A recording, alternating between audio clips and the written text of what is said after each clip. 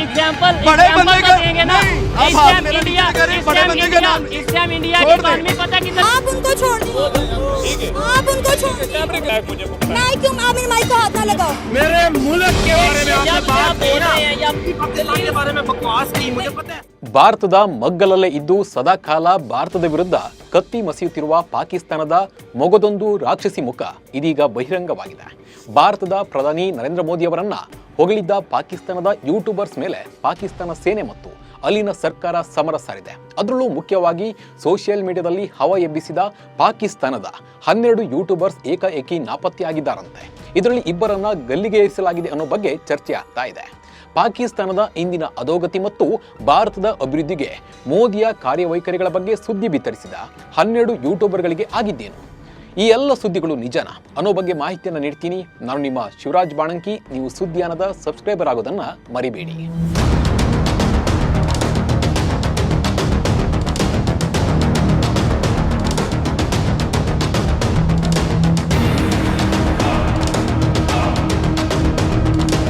ಪಾಕಿಸ್ತಾನಕ್ಕೆ ಕರುಣೆ ಅರ್ಥವೇನು, ಪ್ರೀತಿಯ ಅರ್ಥವೇನು ಅನ್ನೋದೇ ಗೊತ್ತಿಲ್ಲ. ತನ್ನವರನ್ನ ತಾನು ಕೊಲ್ಲುವ ಕೆಟ್ಟ ರಾಷ್ಟ್ರ ಅಂದ್ರೆ ಅದು ಪಾಕ್. ಭಾರತದವರ ಮೇಲೆ ತನ್ನ ಕೈಯಲ್ಲಿ ಏನೂ ಮಾಡೋಕ್ಕೆ ಆಗಲ್ಲ ಅಂತ ಅರಿತ ಪಾಕ್ ಈಗ ತನ್ನ ದೇಶದಲ್ಲಿ ಭಾರತದ ಪರವಾಗಿ ಮಾತನಾಡುವವರ ಮೇಲೆ ತನ್ನ ಕ್ರೌರ್ಯವನ್ನ ತೋರಿಸ್ತಾ ಇದೆ. ಪಾಕಿಸ್ತಾನದ ಯೂಟ್ಯೂಬರ್ಗಳ ಮೇಲೆ ಪಾಕ್ ಅಟ್ಟಹಾಸ ಮೆರೆದಿದೆ ಅನ್ನೋ ಸುದ್ದಿಗಳು ಹೊರಬೀಳ್ತಾ ಇದ್ದು ಈ ಬಗ್ಗೆ ಸಾಕಷ್ಟು ಚರ್ಚೆ ಕೂಡ ಆಗ್ತಾ ಇದೆ. ಅಂದಹಾಗೆ ಪಾಕಿಸ್ತಾನದ ಯೂಟ್ಯೂಬರ್ ಶೋಯಬ್ ಚೌಧರಿ ಮತ್ತು ಸನಾ ಅಮ್ಜದ್ ಸೇರಿದಂತೆ ಭಾರತ ಮತ್ತು ಮೋದಿ ಪರವಾಗಿ ಮಾತನಾಡುವ 12 ಪಾಕಿಸ್ತಾನದ ಯೂಟ್ಯೂಬರ್ಸ್ ಪಾಕಿಸ್ತಾನದ ಸೇನೆ ಗಲ್ಲಿಗೇರಿಸಿದೆ ಎಂದು ಹಲವು ದಿನಗಳಿಂದ ಸೋಷಿಯಲ್ ಮೀಡಿಯಾದಲ್ಲಿ ಚರ್ಚೆ ಆಗ್ತಾ ಇದೆ. ಮುಖ್ಯವಾಗಿ ಶೋಯಬ್ ಮತ್ತು ಸನಾ ಅವರಿಗೆ ಇರುವ ಲಕ್ಷಾಂತರ ಅಭಿಮಾನಿಗಳ ಪೈಕಿ ಭಾರತೀಯರೇ ಹೆಚ್ಚು. ಇವರ ವಿಡಿಯೋಗಳು ಭಾರತದಲ್ಲಿಯೇ ಹೆಚ್ಚು ವ್ಯೂಸ್ ಆಗುತ್ತೆ. ಪಾಕಿಸ್ತಾನವನ್ನ ಭಾರತದ ಜೊತೆ ಹೋಲಿಕೆ ಮಾಡುತ್ತಾ ಪಾಕ್ನ ಇಂದಿನ ಸ್ಥಿತಿ, ಶಿಕ್ಷಣ ಮಟ್ಟ, ಭಾರತದ ಸಾಧನೆ, ಆರ್ಥಿಕ ವ್ಯವಸ್ಥೆ, ಅದರಲ್ಲಿಯೂ ಹೆಚ್ಚಾಗಿ ಪ್ರಧಾನಿ ಮೋದಿ ಅವರ ಆಡಳಿತ ವೈಖರಿಯನ್ನ ಈ ಇಬ್ಬರು ಯೂಟ್ಯೂಬರ್ಸ್ಗಳು ಪ್ರತಿನಿತ್ಯ ವಿವರಿಸುತ್ತಲೇ ಬಂದಿದ್ದಾರೆ.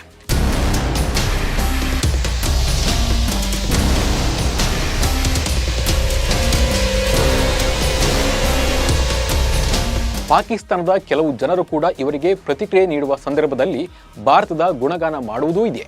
ಇವರಿಬ್ಬರನ್ನ ಅನುಸರಿಸಿ ಪಾಕ್ನ ಹಲವು ಯೂಟ್ಯೂಬರ್ಗಳು ಭಾರತದ ಗುಣಗಾನ ಮಾಡುತ್ತಲೇ ತಮ್ಮ ಯೂಟ್ಯೂಬ್ ಚಾನೆಲ್ ನಡೆಸ್ತಾ ಇದ್ದಾರೆ. ಆದರೆ ಕಳೆದ 21 ದಿನಗಳಿಂದ ಈ 12 ಯೂಟ್ಯೂಬರ್ಗಳು ಏಕಾಏಕಿ ನಾಪತ್ತೆಯಾಗಿದ್ದಾರೆ. ಅವರ ಒಂದೇ ಒಂದು ವಿಡಿಯೋಗಳು ಅಪ್ಲೋಡ್ ಆಗದೇ ಇರುವುದು ಹಲವು ಅನುಮಾನಕ್ಕೆ ಕಾರಣವಾಗಿದೆ. ಕೊನೆಗೆ ಈ 12 ಮಂದಿಯನ್ನ ಪಾಕ್ ಸೇನೆ ಗಲ್ಲಿಗೆ ಏರಿಸಿದೆ ಎಂದು ಸುದ್ದಿಯಾಗಿತ್ತು. ಬಳಿಕ 12 ಮಂದಿ ಅಲ್ಲ, ಬದಲಿಗೆ ಶೋಯಬ್ ಚೌಧರಿ ಮತ್ತು ಸನಾ ಅವರನ್ನ ಗಲ್ಲಿಗೆ ಏರಿಸಲಾಗಿದೆ ಎಂದು ಈಗಲೂ ಸುದ್ದಿಯಾಗುತ್ತಲೇ ಇದೆ. ಆದರೆ ಇದರ ನಡುವೆ ಶೋಯಬ್ ಅವರು 21 ದಿನಗಳ ಬಳಿಕ ನೇರ ಪ್ರಸಾರದಲ್ಲಿ ಕಾಣಿಸಿಕೊಂಡಿದ್ದು ಪಾಕ್ ಸೇನೆ ತಮಗೆ ನೀಡಿರುವ ಕಿರುಕುಳ ಬಗ್ಗೆ ಮಾತನಾಡಿದ್ದಾರೆ. ಆದರೆ ಉಳಿದವರು ಏನಾದರೂ ಎನ್ನುವ ಮಾಹಿತಿ ಇನ್ನೂ ಇಲ್ಲ. ಇದೀಗ ಶೋಯಬ್ ಅವರು ತಮ್ಮ ಯೂಟ್ಯೂಬ್ ಚಾನೆಲ್ ದಿ ರಿಯಲ್ ಎಂಟರ್ಟೈನ್ಮೆಂಟ್ನಲ್ಲಿ ಕಾಣಿಸಿಕೊಂಡಿದ್ದಾರೆ. ತೀವ್ರ ಕೋಪದಲ್ಲಿ ಇರುವ ಅವರು ಕಳೆದ 21 ದಿನಗಳಲ್ಲಿ ತನಗೆ ಸಂಭವಿಸಿದ ಹಲವು ವಿಷಯಗಳನ್ನು ಹೇಳಿಕೊಂಡಿದ್ದಾರೆ. ಪಾಕಿಸ್ತಾನ ಪೊಲೀಸರು ರಾತ್ರಿ 2 ಗಂಟೆಗೆ ತಮ್ಮ ಮನೆಗೆ ನುಗ್ಗಿ ಕರೆದುಕೊಂಡು ಹೋದ್ರು. ಅಂದು ಕರೆದುಕೊಂಡು ಹೋಗಿರುವ ರೀತಿ ನೋಡಿ ಮತ್ತೆ ವಾಪಸ್ ಬರುವೆ ಎನ್ನುವ ಸೂಚನೆ ಕಾಣಿಸಲಿಲ್ಲ. ಅಂದೇ ನನ್ನ ಅಂತ್ಯವಾಗುತ್ತೆ ಎಂದು ಅಂದುಕೊಂಡಿದ್ದೆ. ಆದರೆ ನಾನು ವಾಪಸ್ ಬಂದಿದ್ದೇನೆ. ನನ್ನನ್ನು ಸಾಯಿಸಿದ್ರು, ನನ್ನ ಶವ ಸಿಕ್ಕಿದೆ, ನನ್ನನ್ನು ಗಲ್ಲಿಗೆ ಏರಿಸಿದ್ರು ಎಂಬೆಲ್ಲ ಸುದ್ದಿ ಹರಿದಾಡ್ತಾ ಇರುವುದನ್ನು ನಾನು ನೋಡಿದ್ದೇನೆ. ಆದರೆ ಸದ್ಯದ ಸ್ಥಿತಿಯಲ್ಲಿ ಬದುಕಿದ್ದೇನೆ.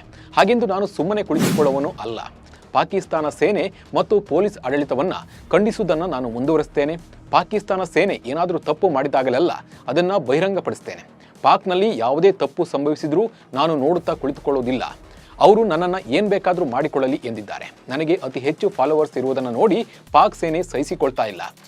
ಯುವತಿಯರನ್ನ ಒಟ್ಟುಗೂಡಿಸಿ ಎಲ್ಲಿ ಪಾಲಿಟಿಕ್ಸ್ ಪಾರ್ಟಿ ಶುರು ಮಾಡಿಬಿಡ್ತಾನೋ ಎನ್ನುವ ಭಯ ಅವರಿಗಿದೆ ಎಂದು ಶೋಯಬ್ ಹೇಳಿದ್ದಾರೆ. ಆದರೆ ಉಳಿದವರ ಸ್ಥಿತಿ ಏನಾಗಿದೆ ಎನ್ನುವುದು ತಿಳಿದಿಲ್ಲ.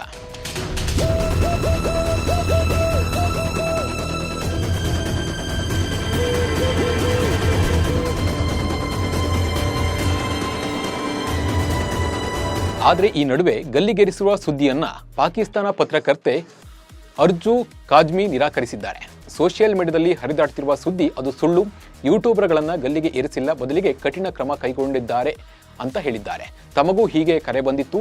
ಜನವರಿ 1ರಂದು ಪಾಕಿಸ್ತಾನ ತನಿಖಾ ಸಂಸ್ಥೆ FIA ನನಗೆ ಕರೆ ಕೊಟ್ಟಿತ್ತು. ನನ್ನ ಮೇಲೆ ಅವರು ಭಯಂಕರ ಸಿಟ್ಟಾಗಿದ್ದಾರೆ ಎಂದು ತಿಳಿದಿತ್ತು. ಆದರೆ ವಿಷಯ ಮಾತ್ರ ಗೊತ್ತಿರಲಿಲ್ಲ. ನಾನೋರ್ವ ಪತ್ರಕರ್ತೆ, ಇರುವ ವಿಷಯವನ್ನ ಇದ್ದ ಹಾಗೆ ಹೇಳ್ತೇನೆ. ನಾನು ಸುದ್ದಿ ಆಧಾರಿತ ಕಾರ್ಯಕ್ರಮಗಳನ್ನು ಮಾತ್ರ ಮಾಡುವವಳು. ಆದರೆ ಪಾಕಿಸ್ತಾನ ಸರ್ಕಾರಕ್ಕೆ ನಮ್ಮ ಸತ್ಯ ಕಹಿ ಆಗ್ತಿದೆ ಎಂದಿದ್ದಾರೆ. ಶೋಯಬ್ ಚೌಧರಿ ಯಾರು? ಶೋಯಬ್ ಚೌಧರಿ ಪಾಕಿಸ್ತಾನದ ಖ್ಯಾತ ಯೂಟ್ಯೂಬರ್ ಆಗಿದ್ದಾರೆ. ರಿಯಲ್ ಎಂಟರ್ಟೈನ್ಮೆಂಟ್ ಎಂಬ ಯೂಟ್ಯೂಬ್ ಚಾನಲ್ ಮೂಲಕ ಪಾಕಿಸ್ತಾನ ಅಷ್ಟೇ ಅಲ್ಲದೆ ವಿಶ್ವಾದ್ಯಂತ ಅಪಾರ ಸಂಖ್ಯೆಯ ಫಾಲೋವರ್ಸ್, ಸಬ್ಸ್ಕ್ರೈಬರ್ ಹೊಂದಿದ್ದಾರೆ. ಸ್ಟ್ರೀಟ್ ಇಂಟರ್ವ್ಯೂ ಹಾಗೂ ಸಾರ್ವಜನಿಕ ಅಭಿಪ್ರಾಯಗಳನ್ನು ತಮ್ಮ ಯೂಟ್ಯೂಬ್ ಚಾನಲ್ನಲ್ಲಿ ಶೋಯಬ್ ಚೌಧರಿ ತೋರಿಸ್ತಾ ಇದ್ರು. ಸನಾ ಅಮ್ಜದ್ ಯಾರು? ಇವರು ಕೂಡ ಪಾಕಿಸ್ತಾನದ ಖ್ಯಾತ ಯೂಟ್ಯೂಬರ್. ಸನಾ ಅಮ್ಜದ್ ಹೆಸರಿನಲ್ಲೇ ಯೂಟ್ಯೂಬ್ ಚಾನಲ್ ಹೊಂದಿರುವ ಸನಾ ಪಾಕಿಸ್ತಾನ ಅಷ್ಟೇ ಅಲ್ಲದೆ ವಿಶ್ವದಾದ್ಯಂತ ಅಪಾರ ಸಂಖ್ಯೆಯ ಫಾಲೋವರ್ಸ್, ಸಬ್ಸ್ಕ್ರೈಬರ್ ಹೊಂದಿದ್ದಾರೆ. ಪಾಕಿಸ್ತಾನದ ಪ್ರಚಲಿತ ವಿದ್ಯಮಾನಗಳ ಮತ್ತು ಸಾರ್ವಜನಿಕ ಅಭಿಪ್ರಾಯದ ವರದಿಗಳನ್ನು ಸನಾ ತಮ್ಮ ಚಾನಲ್ನಲ್ಲಿ ಪ್ರಸಾರ ಮಾಡ್ತಾ ಇದ್ರು. ಭಾರತದ ಬಗ್ಗೆ ವಿಡಿಯೋ ಹಾಕುತ್ತಿದ್ದ ಶೋಯಬ್ ಚೌಧರಿ ತಮ್ಮ ಚಾನಲ್ನಲ್ಲಿ ಆಗಾಗ ಭಾರತದ ಸಂಬಂಧಿಸಿದ ವಿಡಿಯೋ ಅಪ್ಲೋಡ್ ಮಾಡ್ತಾ ಇದ್ರು. ಪಾಕಿಸ್ತಾನದ ಸಾರ್ವಜನಿಕರನ್ನು ಸಂದರ್ಶಿಸಿ ಭಾರತದ ಬಗ್ಗೆ ಒಳ್ಳೆಯ ಅಭಿಪ್ರಾಯ ಇರುವ ವಿಡಿಯೋಗಳನ್ನು ಪ್ರಸಾರ ಮಾಡ್ತಾ ಇದ್ರು. ಇವರ ವಿಡಿಯೋಗಳು ಭಾರತದಲ್ಲೂ ಕೂಡ ಜನಪ್ರಿಯವಾಗಿತ್ತು. ಮೋದಿ ಸದಾ ಶೇರ್ ಹೇ ಎಂದಿದ್ದ ಸನಾ ಅಮ್ಜದ್ ಕೂಡ ಭಾರತದ ಬಗ್ಗೆ ಸಕಾರಾತ್ಮಕವಾದ ವಿಡಿಯೋ ಮಾಡ್ತಾ ಇದ್ರು. ಇತ್ತೀಚೆಗಷ್ಟೇ ಭಾರತದ ಪ್ರಧಾನಿ ಮೋದಿ ಅವರನ್ನ ಮೋದಿ ಸದಾ ಶೇರ್ ಹೈ ಅಂದ್ರೆ ಮೋದಿ ಸಿಂಹ ಎಂದು ಹೊಗಳುತ್ತಾ ಸನಾ ವಿಡಿಯೋ ಮಾಡಿದ್ರಂತೆ.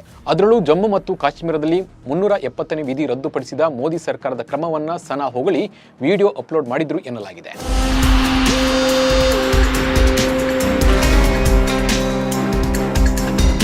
ಈ ಎಲ್ಲ ಬೆಳವಣಿಗೆಯು ಪಾಕಿಸ್ತಾನ ಸೋಷಿಯಲ್ ಮೀಡಿಯಾಗಳ ಮತ್ತಷ್ಟು ಜನರಿಗೆ ಎಚ್ಚರಿಕೆಯಾಗಿದೆ ಎಂದು ಅನೇಕರು ಹೇಳ್ತಾ ಇದ್ದಾರೆ. ಈ ಯೂಟ್ಯೂಬರ್ಗಳು ಪಾಕಿಸ್ತಾನದ ಬಗ್ಗೆ ನೆಗೆಟಿವ್ ಆಗಿ ಚಿತ್ರಿಸಿ ಹೆಚ್ಚಿನ ಪ್ರೇಕ್ಷಕರನ್ನು ಆಕರ್ಷಿಸಲು ಮತ್ತು ಯೂಟ್ಯೂಬ್ನಿಂದ ಹೆಚ್ಚಿನ ಆದಾಯವನ್ನು ಗಳಿಸಲು ಭಾರತವನ್ನು ಹೊಗಳಿದ್ದಾರೆ ಎಂದು ಪಾಕ್ ನೆಟ್ಟಿಗರು ಆರೋಪಿಸಿದ್ದಾರೆ.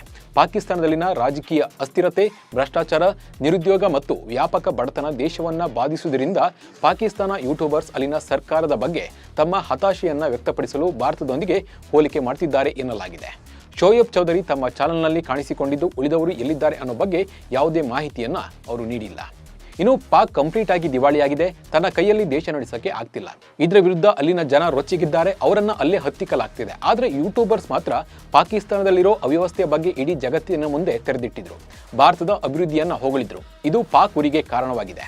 ಮೋದಿ ಬಗ್ಗೆ ಹೊಗಳಿದ್ದಕ್ಕೆ ಮೆಣಸಿನಕಾಯಿ ಇಟ್ಟಂತೆ ಆಗಿದೆ. ಹೀಗಾಗಿ ಪಾಕ್ ವಿರುದ್ಧ ವಿಡಿಯೋ ಮಾಡ್ತಿದ್ದ ಯೂಟ್ಯೂಬರ್ಸ್ಗಳನ್ನ ಪಾಕ್ ಸೇನೆ ಎತ್ತಾಕೊಂಡು ಹೋಗಿ ಚಿತ್ರಹಿಂಸೆ ನೀಡಿದೆ. ಕೆಲವರನ್ನ ಸಾಯಿಸಿದ್ದಾರೆ ಅಂತ ಹೇಳಲಾಗ್ತಾ ಇದೆ. ಆದರೆ ಇದ್ರ ಬಗ್ಗೆ ಯಾವುದೇ ಒಂದು ಮಾಹಿತಿ ಇಲ್ಲ. ಇದರಿಂದ ಗೊತ್ತಾಗುತ್ತೆ ಪಾಕ್ ಎಷ್ಟು ಹೇಡಿ ಅಂತ. ತನ್ನ ದೇಶವನ್ನ ಅಭಿವೃದ್ಧಿ ಪಡಿಸಲಾಗದೆ ಅವರಿವರ ಬಳಿ ಕೈ ಚಾಚುತ್ತಿರುವ ಪಾಕ್ ಬಣ್ಣ ಬಯಲಾಗಿದೆ. ಪಾಕ್ನ ಇನ್ನೊಂದು ಮುಖ ಜಗತ್ತಿನ ಮುಂದೆ ಬಹಿರಂಗವಾಗಿದೆ. ಅಲ್ಲಿನ ಸರ್ಕಾರ ಮತ್ತು ಸೇನೆಯ ಅಟ್ಟಹಾಸಕ್ಕೆ ಅಮಾಯಕ ಜನ ಬಲಿಪಶು ಆಗ್ತಾ ಇದ್ದು ಇಡೀ ಜಗತ್ತೇ ಪಾಕ್ಗೆ ಹಿಡಿಶಾಪ ಹಾಕ್ತಾ ಇದೆ. ಈ ಬಗ್ಗೆ ನಿಮ್ಮ ಅನಿಸಿಕೆ ಮತ್ತು ಅಭಿಪ್ರಾಯವನ್ನ ಕಮೆಂಟ್ ಮೂಲಕ ತಿಳಿಸಿ. ನಮಸ್ಕಾರ.